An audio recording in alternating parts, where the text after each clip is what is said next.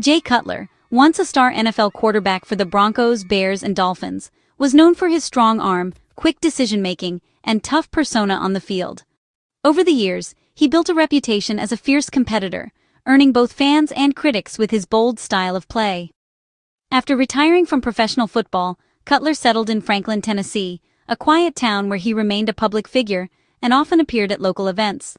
He seemed to embrace a slower pace of life, focusing on family and new business ventures. But in October 2024, Cutler's name hit the headlines for all the wrong reasons, sending shockwaves through the sports world and his local community. This isn't a football story. It's about a single night that changed everything for the former quarterback, casting a shadow over his legacy and raising difficult questions.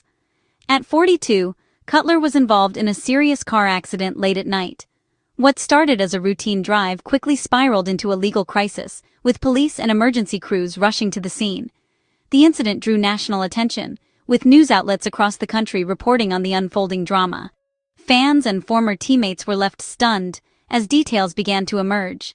What began as a crash soon became a criminal investigation, with every detail scrutinized by the media. Speculation ran wild as reporters, and the public tried to piece together what really happened that night. We'll break down what happened that night, from the crash to the courtroom, examining the legal process and the impact on Cutler's reputation. Using police reports, eyewitness accounts, and extensive news coverage, we'll follow the facts and consequences as they unfolded in real time. This is a story about accountability, public scrutiny, and how even the most celebrated lives can be upended in an instant, reminding us that no one is immune to the consequences of a single night's decisions. On a clear October evening, the quiet streets of Franklin, Tennessee, were bathed in the soft glow of dusk. It was the kind of night when nothing seemed out of the ordinary, and most residents were winding down after a long day. Jay Cutler was behind the wheel of his pickup truck, making his way down Bridge Street, a familiar route for many locals. The road was calm, with only a few cars passing by, and everything appeared routine. But in an instant, that calm was shattered. Without warning, Cutler's truck slammed into the back of an SUV driven by Perry Lee. The sound of crunching metal echoed down the street, drawing startled looks from nearby homes. What should have been a straightforward exchange of insurance information quickly took a turn. Tension filled the air as the two drivers stepped out, their voices rising in frustration and confusion.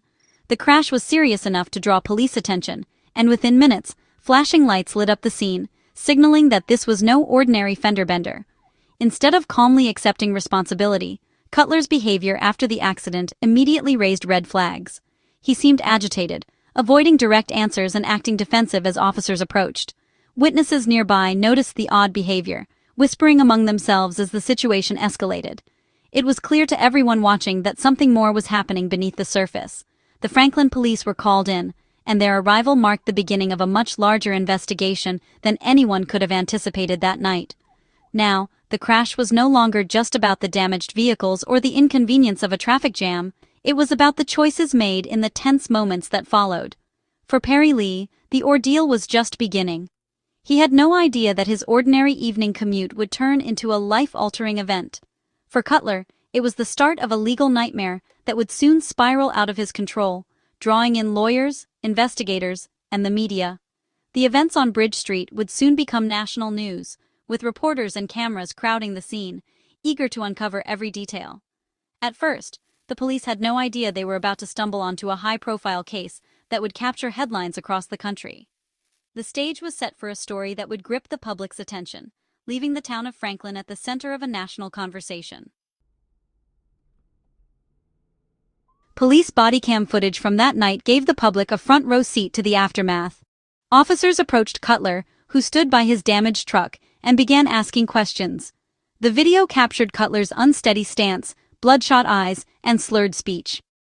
An officer trained in impairment detection noted these signs immediately. The footage showed Cutler's brief, guarded responses and slow movements. The damaged vehicles and flashing police lights set a tense scene. Officers asked for Cutler's license and registration, observing him closely. The body cam provided undeniable evidence of his condition. It also documented the officer's calm, professional approach. The video became a key piece of evidence, showing exactly what happened.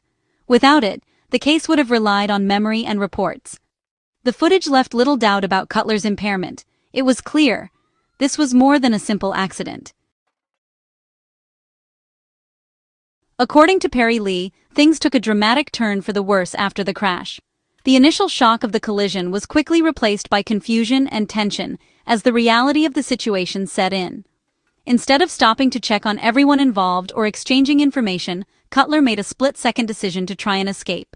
He slammed his truck into gear and attempted to drive away, turning what was already a bad night into a potential hit-and-run.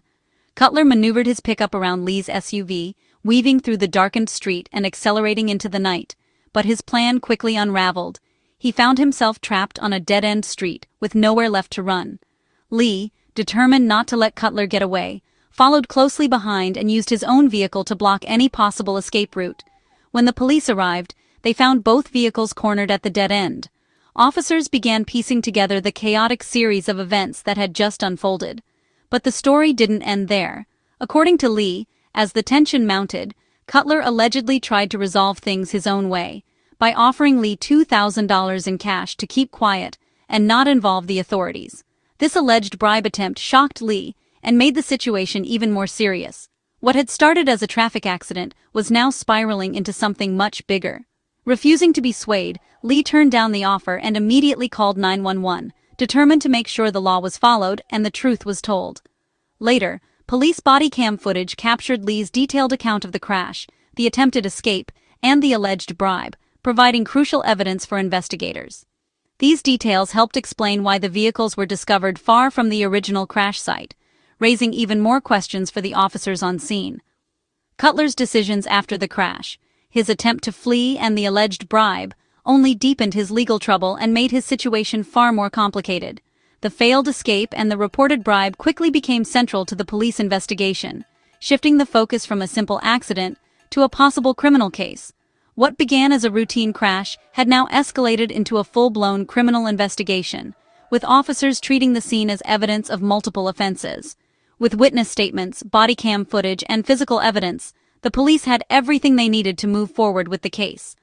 For Cutler, the choices he made that night would have lasting consequences, affecting not just his own future, but the lives of everyone involved. When questioned, Cutler at first denied drinking. The officer, trained to spot impairment, noticed the smell of alcohol, red eyes, and slurred speech. Confronted with these facts, Cutler admitted to having a little bit to drink. This admission, combined with his earlier denial, weakened his credibility. The officer asked Cutler to perform field sobriety tests. He refused. In Tennessee, refusing these tests has immediate legal consequences. The refusal, along with the evidence, gave the officer grounds for arrest. Cutler was handcuffed and placed in the patrol car. The body cam captured the entire process, from questioning to arrest. The former NFL star's night ended in the back of a police car. The evidence was overwhelming. Cutler was officially charged with DUI. After the arrest, police searched Cutler's truck and found a loaded Glock pistol. In Tennessee, it's illegal to have a firearm while intoxicated. This added a serious charge. Because Cutler refused sobriety tests, police obtained a warrant for a blood draw. The results: a blood alcohol content of 0.23, nearly 3 times the legal limit. The evidence was clear. Cutler was severely impaired. He was booked into jail, facing multiple charges: DUI, possession of a gun while intoxicated, failure to exercise due care, and violating implied consent law. He was released on $5,000 bond, but the charges were serious. The arrest affidavit, with details of the high BAC, the gun, and the alleged bribe, became public. Cutler now faced the full weight of the legal system. The combination of charges meant possible jail time, fines, and loss of driving privileges, all from one night's decisions. Months after his arrest, Cutler's lawyers negotiated a plea deal. In August 2025, he pleaded guilty to DUI in exchange for dropping the other charges. This avoided a lengthy public trial. The judge sentenced Cutler to 4 days in jail, a $350 fine, and a mandatory DUI safety class. His driver's license was revoked for a year. He was also placed on 1 year of unsupervised probation. The plea deal was common, saving court resources and giving Cutler a set punishment. By pleading guilty, Cutler accepted responsibility for his actions. The sentence mixed punishment with rehabilitation, aiming to prevent repeat offenses. Cutler completed his jail time by September 2025. The legal process was over, but the consequences would linger. The public and media watched every step. Cutler's reputation would never be the same. The criminal case wasn't the end. Perry Lee filed a civil lawsuit days after the crash. Lee sought $25,000 in damages for injuries, medical bills, and emotional suffering. The lawsuit argued Cutler's negligence caused Lee's pain and financial loss. Evidence from the criminal case, especially the guilty plea and high BAC, strengthened Lee's case.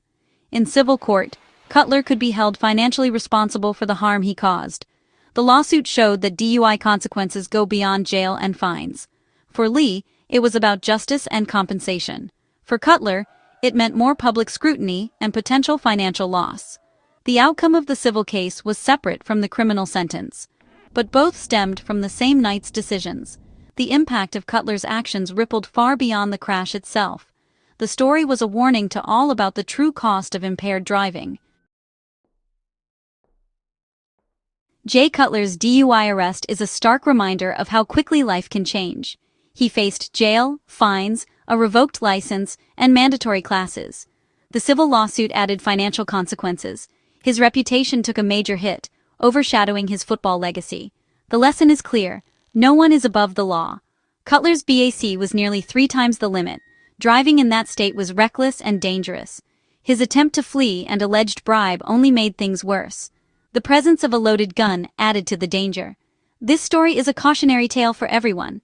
The rules exist to protect us all. One night's bad choices can lead to lifelong consequences.